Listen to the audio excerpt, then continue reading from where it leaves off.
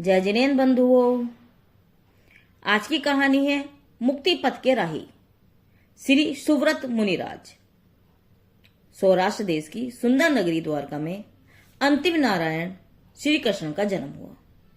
श्री कृष्ण की कई रानियां थी, परंतु उन सब में सत्यभामा महाभाग्यवती थी। श्री कृष्ण का सबसे अधिक प्रेम इसी रानी के प्रति था। श्री कृष्ण 3 खंड के स्वामी थे, अर्थात अर्धचक्री थे। हजारों राजा महाराजा इनकी सेवा में तत्पर रहा करते थे। एक दिन श्री कृष्ण नेमिनाथ भगवान के दर्शनार्थ समुद्र में जा रहे थे। रास्ते में उन्होंने महातपस्वी श्री सुव्रत मुनिराज को सहरोग दशा में देखा। मुनिराज का सारा शरीर रोग से कष्ट पा रहा था। मुनिराज की यह दशा श्री कृष्ण से देखी नहीं गई। धर्म प्रेम से उनका हृदय विचलित हो गया। अहो, धर्मात्मा मुनिराज को ऐसा कष्ट? नहीं, मुझे इसके प्रतिकार के लिए कुछ उपाय अवश्य करना चाहिए।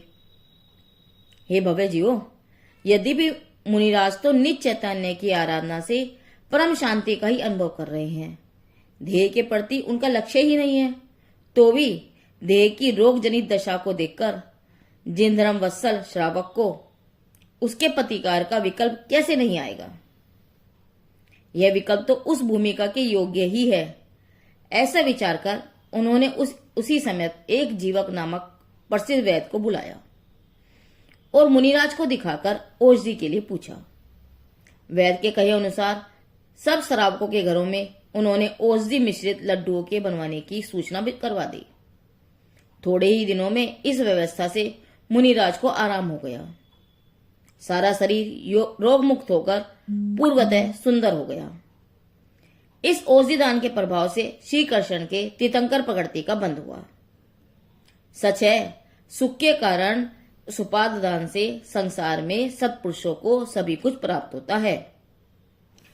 एक दिन सुव्रत मुनिराज को निरोग अवस्था में देखकर श्री कृष्ण अत्यंत प्रसन्न हुए।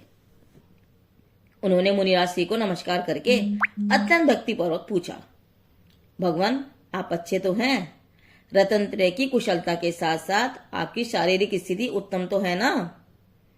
उत्तर में मुनिराज ने कहा, राजन, शरीर तो स्वभाव से ही अपवित्र, नाश होने वाला और क्षण क्षण में अनेक अवस्थाओं को बदलने वाला है। इसमें अच्छा और बुरापन क्या है? परिवर्तन तो पदार्थों का स्वभाव है। अपने इसी स्वभाव अनुसार यह शरीर कभी निरोग और कभी सरोग हो जाया करता है। इसका कुछ भी हो, मुझे न इसके रोगी होने में खेद है और न ही निरोग होने में हर्ष। मुझे तो अपने आत्मा से काम है। मैं तो उसी की पूर्ण प्राप्ति करने में लगा हुआ हूं और वही मेरा परम कर्तव्य है। सुव्रत योगीराज की शरीर से इस प्रकार निष्प्रहता देखकर श्री कृष्ण को बड़ा आनंद हुआ। उन्होंने मुनिराज को नमस्कार कर उनकी बहुत प्रशंसा की। जब शरीर के प्रति मुनिराज की यह निष्प्रहता जीवक वैद्य के कानों में पहुंची तो उसे इस बात का बड़ा दुख हुआ और उसे मुनिराज के प्रति अत्यंत घृणा उत्पन्न हुई। अहो, कर्तव्य के अहंकार से ग्रस्त और मुनिराज की अनंत परिणति से अपरिचित वह वैद्य विचार करने लगा, अरे, मुनि का मैंने इतना उपकार किया, उन्हें रोग मुक्त किया, तब भी उन्होंने मेरे संबंध में प्रशंसावाचक एक शब्द भी नहीं कहा। इस प्रकार वीतरागी संतों की अंतःपरिणति से अपरिचित उस अज्ञानी वैद्य ने मुनि को बड़ा कर्दगन समझकर उनकी बहुत निंदा करके अपने लिए दुर्गति के द्वार खोल लिए। इस मुनि निंदा से उसे महापाप का बंध हुआ। अंत में जब उसकी मृत्यु हुई तब वह इस पाप के फल से नर्मदा नदी के किनारे एक बंदर हुआ। अरे, अज्ञानियों को साधु के आचार विचार, व्रत, नियम और आंतरिक वितरागता आदि का कुछ ज्ञान तो होता नहीं है। व्यर्थ उनकी निंदा करके वे पाप कर्म बांध लेते हैं, जिससे उन्हें दुख उठाना पड़ता है। एक बार यह जीवक वैद्य का जीव बंदर जिस वृक्ष पर बैठा हुआ था, उसके नीचे वे ही सुव्रत मुनिराज ध्यान कर रहे थे। इस समय उस वृक्ष की एक टहनी टूटकर मुनिराज पर गिरी। उसकी तीखी नोक मुनिराज के पेट में घुस गई। पेट का कुछ हिस्सा चिरकर उससे खून बहने लगा। मुनि पर जैसे ही उस बंदर की नजर पड़ी, उसे जाति स्मरण हो गया।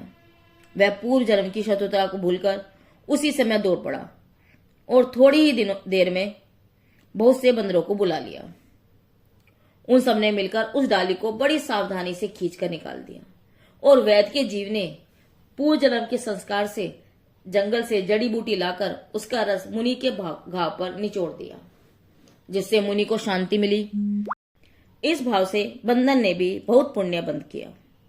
देखो, पूर्व जन्म में जैसा अभ्यास किया जाता है, जैसा पूर्व जन्म का संस्कार होता है, दूसरे जन्मों में भी उसके संस्कार बने रहते हैं और पराई जीव वैसा ही कार्य करने लगता है। बंदर में एक पशु में इस प्रकार की दयाशीलता देखकर मुनिराज को अवधि ज्ञान द्वारा उसके जन्म का सब वृत्तांत ज्ञात हो गया। तब उन्होंने उसे भव्य समझकर अत्यंत करुणा भाव से पूर्व जन्म की सब कथा सुनाई और धर्म का उपदेश देते हुए कहा, हे भव्य, विगत भव में कर्तव्य के अहंकार में फंसकर वीतरागी मुनि दशा के अविनय के फल में तुम इस बंदर पर्याय को प्राप्त हुए हो।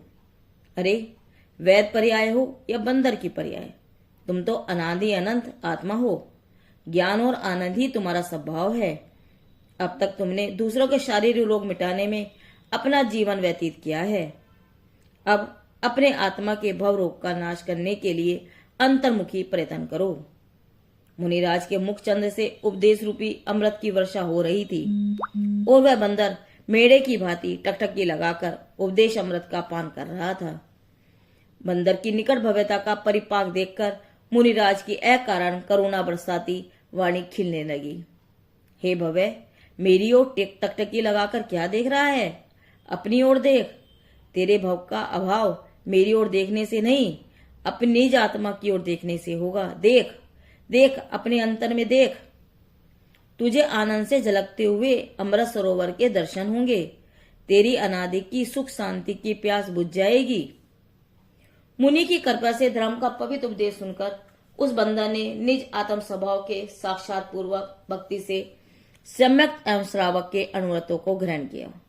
अतीन्द्रिय आनंद भोजी उस बंदर ने जीवन पर्यंत सम्यक एवं अनुव्रतों की अखंड आराधना को बनाए रखा। अंत में 7 दिन का संन्यास मरण पूर्वक इस धर्म के प्रभाव से वह स्वधर्म सर्व में देव हुआ। यह धर्म का ही तो प्रभाव था जिससे एक बंदर पशु भी देव हो गया। इसीलिए धर्म अथवा गुरुओं से बढ़कर संसार में कोई सुख का कारण नहीं है। मुनि सुव्रत मुनिराज के उपदेश अमृत का यह छोटा सा कथानक धन्य मुनिराज हमारे भाग 4 से लिया गया है। जिनदेव की वाणी आगम वाणी।